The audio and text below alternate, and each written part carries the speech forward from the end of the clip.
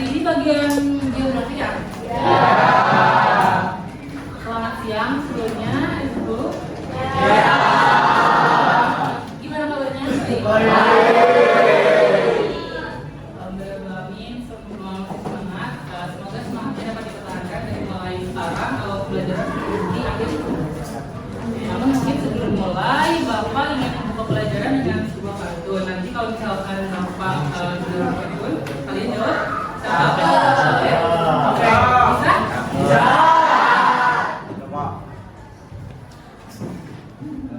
Pergi ke Cina sangat jauh. Tetapi makanannya lezat. Selamat belajar kelas S10.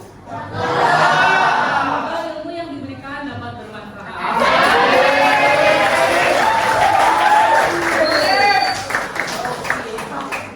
Semoga semangatnya sudah diterapkan ya. Nah, untuk sekarang kan kita belajar tentang pembelajaran. Namun sebelum masuk ke pembelajaran, Bapak ingin minta satu orang untuk memimpin doa. Siapa yang Saya Pak, sebelum memulai belajar, sebaiknya kita berdoa dalam hati. Doa dimulai.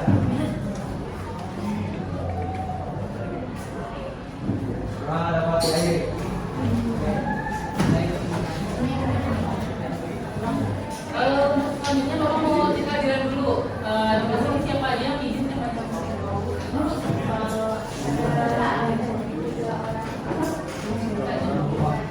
Rapi pulang saatnya Pak.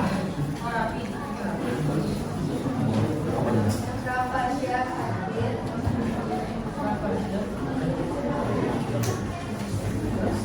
Intan sakit, Randy sakit.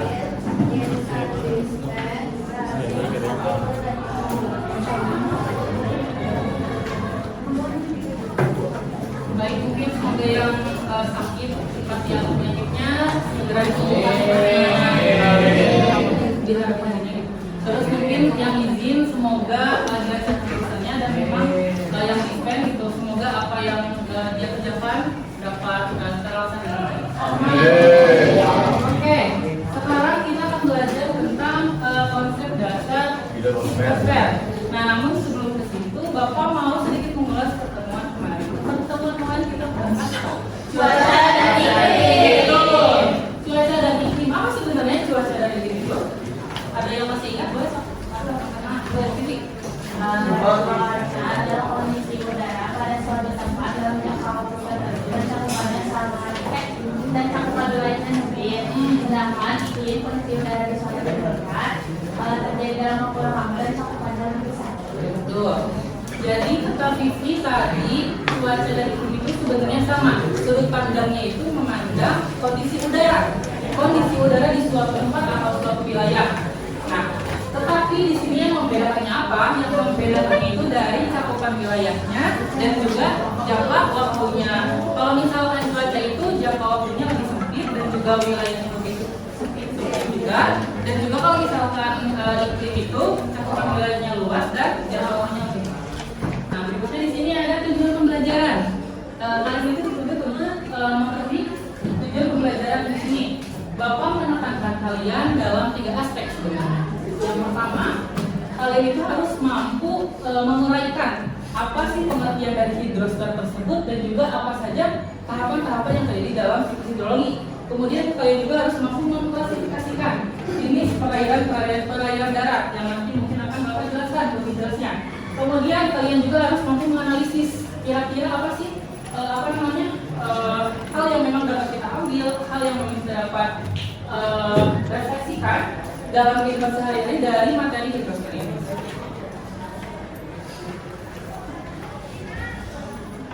Oke, kita mulai dari mengamati terlebih dahulu. Coba lihat ini apa? Bumi. Itu adalah bumi. Bumi secara mata kita melihat ada warna apa aja? Namun yang paling dominan di sini biru.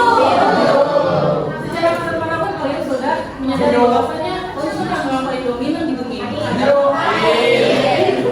Bumi itu apa sebenarnya? Bumi itu adalah Tempat tinggal kita. Bumi adalah sebuah planet di Ya. sistem tata surya Ya. yang memang mengandung banyak sekali unsur, mulai dari batuan, mulai dari tanah, tanah hidup, dan air.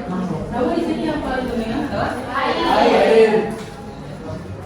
Kira-kira apa yang akan terjadi jika bumi tidak ada air? Tidak akan Itu. Jangan jauh-jauh kita untuk tidak melakukan kehidupan. Namun makhluk hidup tersendiri juga tidak akan ada yang mempunyai hidup. Nah, ini merupakan ilustrasi jika memang bumi tidak punya air. Kering, terus apa lagi? Jepang, panas. Tidak ada namanya gitu ya, tidak abu-abu. Itu adalah representasi dari bumi tersendiri jika memang tidak ada air. Tidak akan ada ini apa? hujan. Ini itu adalah hujan. Hujan itu adalah titik-titik air yang jatuh dari bumi, yang memang hujan ini adalah salah satu hal yang mendistribusikan air dalam siklus geologi tersebut. Apa yang kalian bisa lihat dalam hujan? Air. Hujan selain awan, Es. air, terus awan, Es. Hujan es.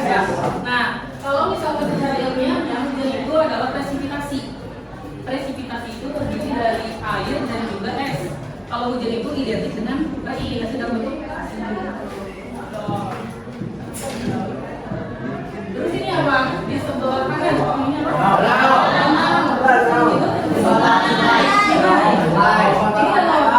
danau. Betul. Ada yang pernah ke danau apa? Pernah? Di dalam tadi pernah Ya. itu adalah Danau Toba. Danau Toba itu tempatnya di daerah Medan di Sumatera Utara. Kalau misalkan itu yang jembatan itu di mana nama sungai apa? Sungai Musi di Sumatera Selatan di Palembang. Palembang. Ya. Ini ada danau dan sungai itu adalah jenis-jenis perairan di darat. Kita nanti akan menjelaskan tentang belajar tentang jenis-jenis perairan di darat.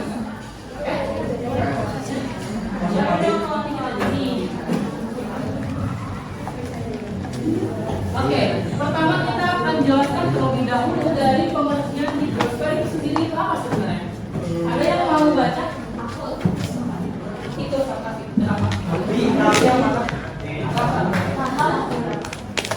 Secara terminologi, hidrosfer adalah seluruh lapisan air yang menyelimuti bumi, baik dalam bentuk cair, padat maupun gas. Mencakup 1. Air laut kurang lebih 97%, air tawar, sungai, danau, air tanah. 3. Es di kutub dan pegunungan. 4. Uap air di atmosfer. Betul. Di sini hidrosfer itu ternyata bisa kita bisa kita bedah gitu dari isi kata tersebut. Secara etimologi atau secara bahasa, hidrosfer ini ternyata terdiri dari dua suku kata. Hidro dan sfera. Ini dari apa Yunani sebenarnya? Dari bahasa Yunani. Hidro itu berarti air. Sfera itu lapisan. Jadi kalau kita gabungkan hidro dan sfera menjadi hidrosfer, lapisan air. Secara eksklusif kita dapat artikan hidrosfer sebagai lapisan air. Namun secara terminologi atau secara istilahnya, hidrosfer itu adalah lapisan air yang memang menyelimuti bumi. Jadi bumi itu bukan hanya diselimuti oleh udara, namun diselimuti juga oleh air. Betul. Nah, di sini ada beberapa air. Ada air laut, ada air tawar, ada es dan juga uap air dan atmosfer. Yang mungkin nanti kita bakal jelaskan secara lebih detail di materi yang akan Bapak jelaskan. Oke, kemudian di sini ada komposisi air di bumi. 97%-nya ternyata terdiri dari air laut. Wow, 97%-nya. Dan 3%-nya itu adalah air tawar. Dan dari 3% ini kita dapat klasifikasikan lagi menjadi lebih cakupan yang lebih kecil. Pertama ada 68%-nya itu ada es dan besar. Kemudian ada air tanah sekitar 30,1% dan air permukaan hanya 0,3%. Yang kita lihat yang di sekitar kita seperti danau, sungai, di kolam itu ternyata hanya sekitar 0,3%. Oke. Nah, kemudian di sini ada komposisi air di permukaan bumi. Namun ini ada si volumenya. Nah, volumenya untuk kalian membayangkan berapa banyak sih air di siklus hujan, kemudian kemarau di suatu tempat akan ibarat seperti. Dan kalian juga pasti sudah sadar gitu ya kalau misalkan udara itu makin panas. Itu adalah sudah kecil. Terus di sini ada karakteristik air. Bapak mengambil 6 karakteristik air. Pertama ada air yang air itu bersifat dinamis. Air tidak diam di situ saja, tetapi dia bergerak dari satu tempat ke tempat yang lain dan mengalami siklus, namanya siklus hidrologi. Jadi meskipun memang ada air yang berada di suatu tempat, dia itu akan mengalami siklus. Kemudian ada memiliki 3 wujud. Kalian sadar nggak air itu tidak hanya berbentuk cair? Ya. Ada yang berbentuk padat, cair dan juga gas. Ya. Bentuk padat contohnya apa? Es. Kelihatan gletser. Itu adalah air yang berbentuk padat. Kalau cair itu ya kan? Siklus hidrologi itu apa sebenarnya? Adalah daur air. Adalah perputaran air dari mulai atmosfer, kemudian kembali lagi ke atmosfer, atau dari lautan kembali lagi ke lautan melalui beberapa proses. Di sini siklus hidrologi itu terbagi menjadi 3. Ada siklus pendek, siklus sedang, dan siklus panjang. Nanti perbedaannya apa? Ini kita.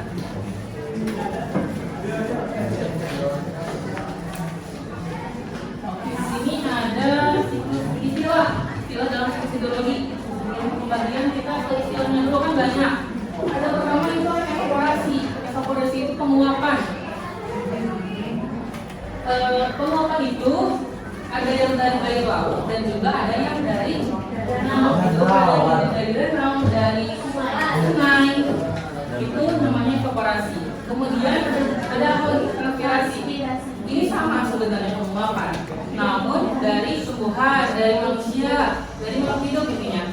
Ternyata kita juga menghasilkan menghasilkan penguapan dari makhluk hidup itu namanya transpirasi. Nah, kemudian ada juga evapotranspirasi.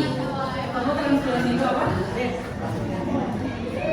Itu gabungan dari evaporasi dan juga transpirasi. Kemudian ada kondentrasi. Setelah air itu mengalami penguapan atau evaporasi, dia akan terbentuk awan. Dalam ketinggian tertentu di lapisan troposfer kan berlaku hukum apa? Gradien. Yang kemarin gradien termometrik. Setiap 100 meter maka permukaan udara itu akan turun sekitar berapa derajat? 0,6 derajat Celcius. Setiap 100 meter udara akan turun sekitar suhunya itu akan turun sekitar 0,6 derajat Celcius.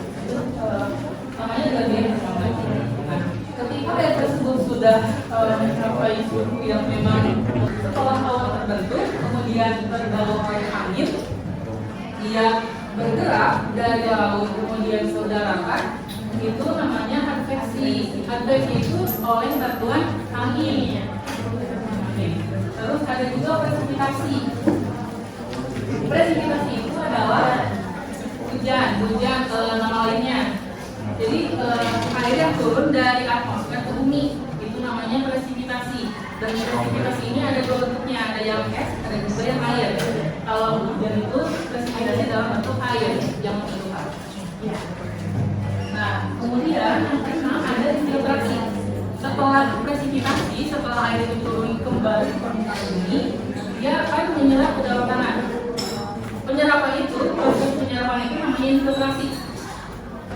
Terus ada juga perkulasi. Perkulasi ini adalah pergerakan air di dalam tanah. Air ini di dalam tanah juga bergerak. Nanti kita.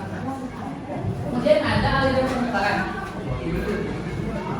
aliran permukaan ini air yang memang kita lihat di daratan yang memang bergerak dari permukaan tinggi ke permukaan rendah itu dalam bentuk sungai, kemudian danau yang kembali ke laut itu namanya.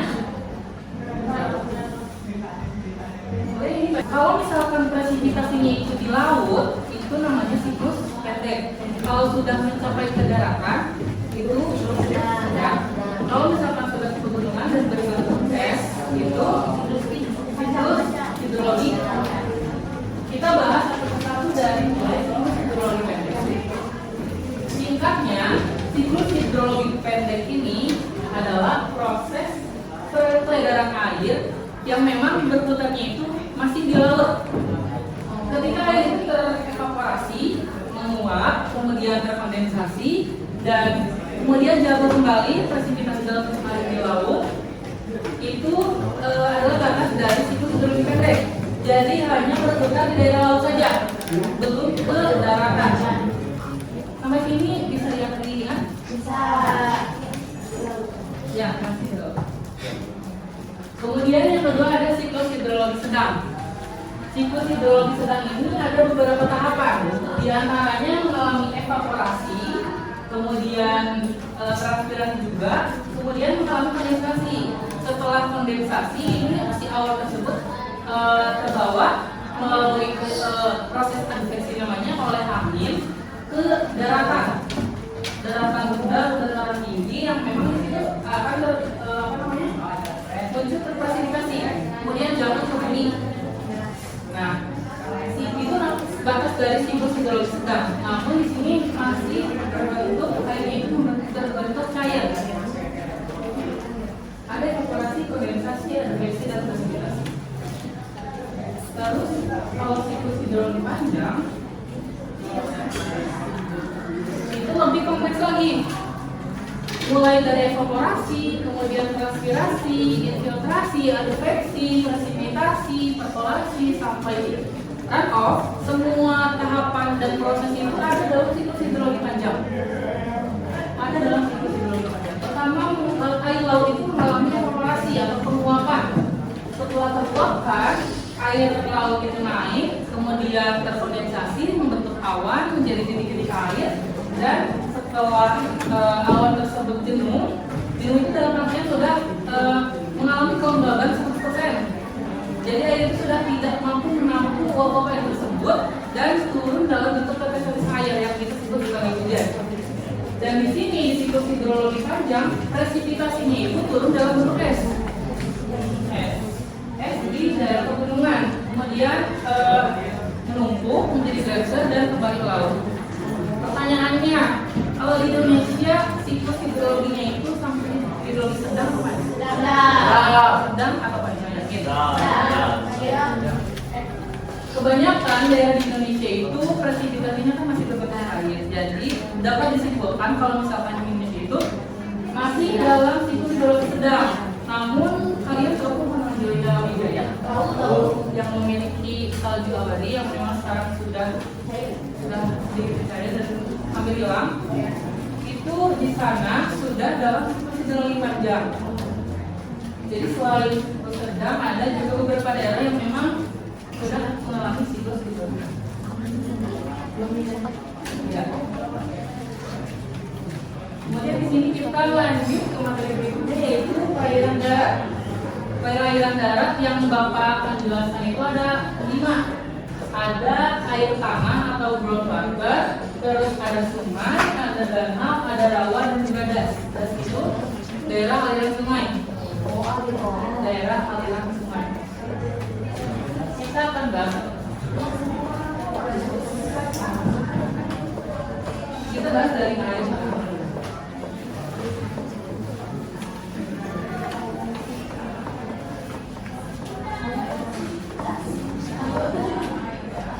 Air tanah itu apa sebenarnya?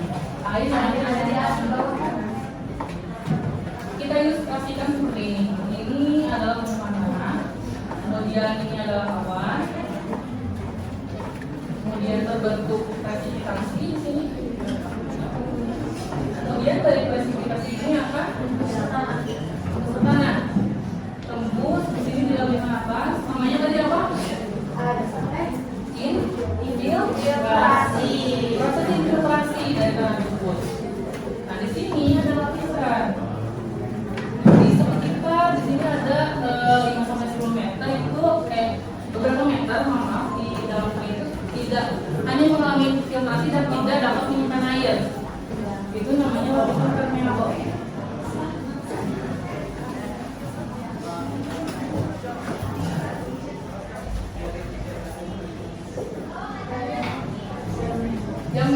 dapat meloloskan air, tidak dapat menyimpan air.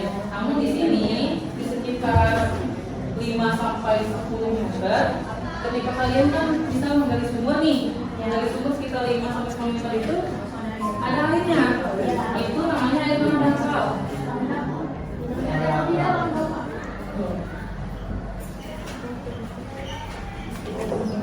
Air mana dangkal.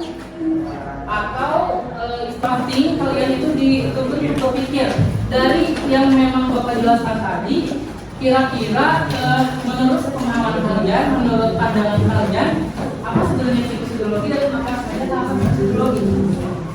Kayak gitu. Kemudian nanti kayak itu berdiskusi dengan teman. Bapak akan membagi ke kalian, nanti ada KPD, kalian itu kelompok 3 sampai 4 orang. Kelompoknya yang dekat aja. Ya, bagi yang dekat aja. Kemudian nanti kalian isi dalam KPD ini ada beberapa pertanyaan. Dan nanti 3 kelompok itu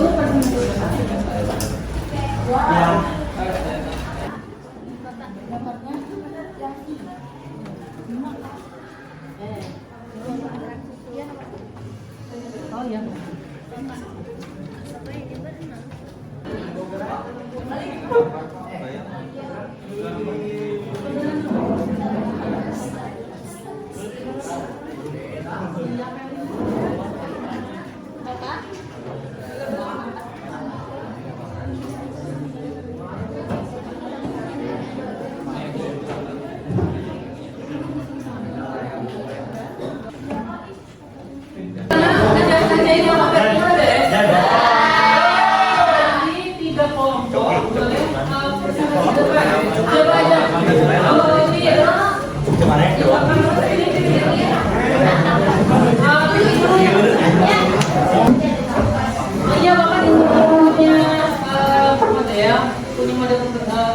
Media pembelajaran. Nanti mungkin sekalian di prosesnya biar lebih memang tergambarkan dengan yang lain. Apa sih pemahaman kalian tentang siklus hidrologi itu seperti apa? Baru kalian tahu di sini.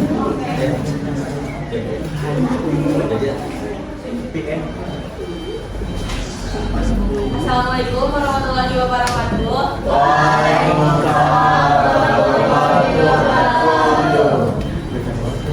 Perkenalkan, kami dari kelompok 1. Sebelumnya, di sini kita akan menjelaskan atau diskusi kami tentang hidrologi. Sebelumnya, perkenalan, nama saya Berjalan Muhammad dan teman-teman saya. Perkenalkan, nama saya Amalia Desani. Saya Rizka. Materi pertama akan dijelaskan oleh Rina. Untuk apa yang disebut hidrosfer? Hidrosfer adalah seluruh lapisan air yang mengelilingi bumi, baik bentuk air, padat, atau basah. Materi kedua akan dibacakan oleh Alma. Pertanyaan yang kedua adalah mengapa air di bumi tidak habis? Karena adanya siklus hidrologi, yaitu proses pengurangan air dari permukaan bumi ke atmosfer lalu kembali lagi ke bumi. Materi ketiga akan dibacakan oleh Rina. Jelaskan proses terjadinya hujan, pertama ada evaporasi, kondensasi, adveksi, presipitasi, dan infiltrasi. Di sini kita akan menjelaskan tentang proses hidrologi atau siklus air.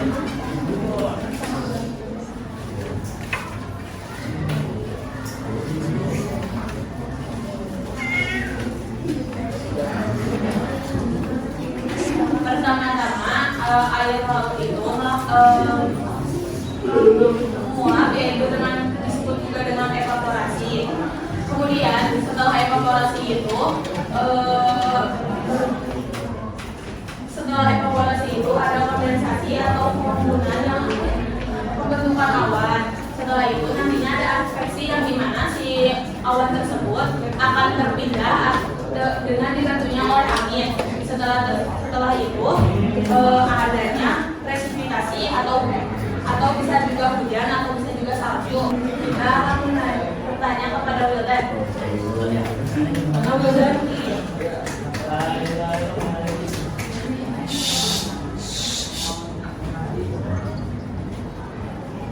Jadi penguapannya kan ada terbagi menjadi dua ya. Coba jelaskan dan sebutkan ya. Dipahami dulu pertanyaannya. Katanya penguapan itu ada dua. Ada apa yang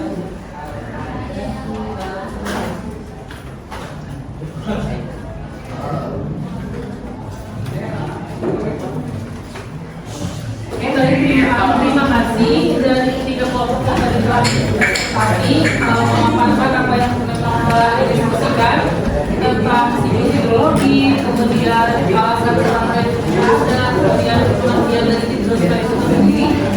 Sebenarnya secara sudah benar jawaban kalian. Pemahaman kalian berarti setelah tadi memahami apa yang telah dijelaskan oleh Bapak itu sudah benar, sudah baik. Tapi mungkin di sini Bapak izin untuk meluruskan. Tadi itu mungkin kalian ada beberapa ada beberapa proses yang terlewat.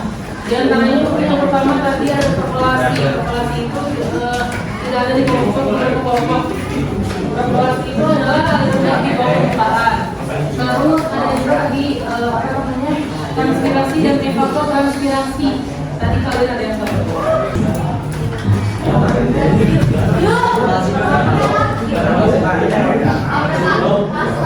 Ya, mulai ya.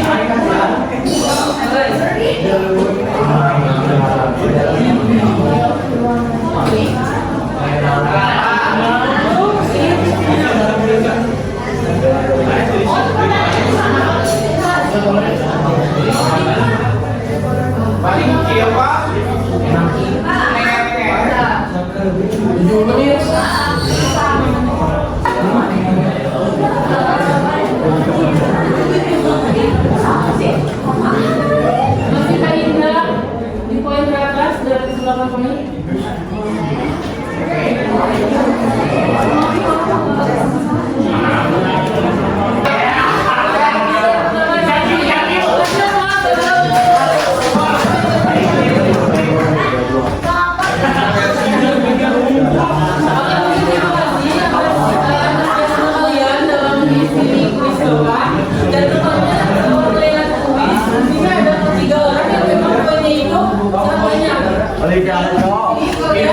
Sedikit sudah mengerti apa yang tadi telah jelaskan.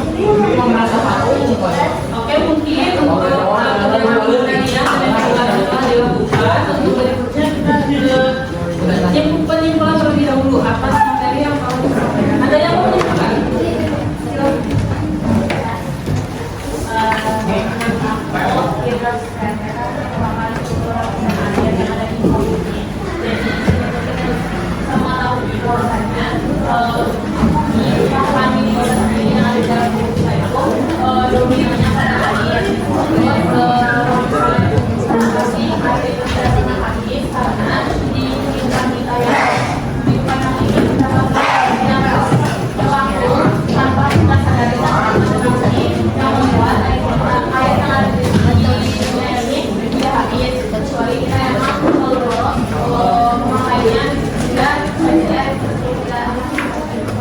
Terima kasih Bibi. Tepuk tangan untuk Bibi.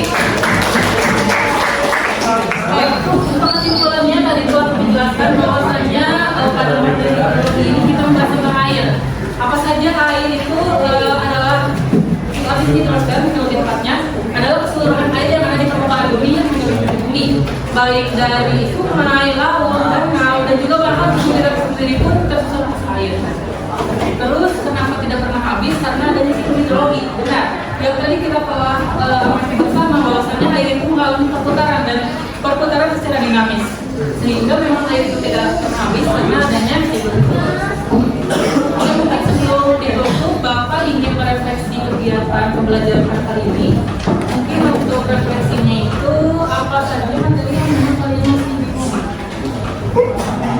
Kayaknya perbedaan Perbedaan siklus berarti ada yang membedakan siklus pendek. Ya. Oh, istilah. Istilah untuk istilah sendiri mungkin untuk kalian agak asing ya. Seperti infiltrasi, evakuasi, terus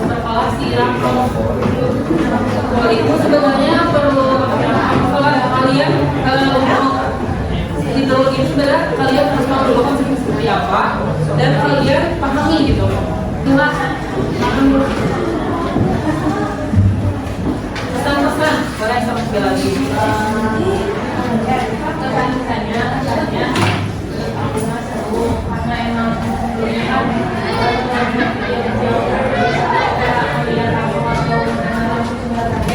supaya lebih tahu awal dari tadi bisa jadi lebih baik.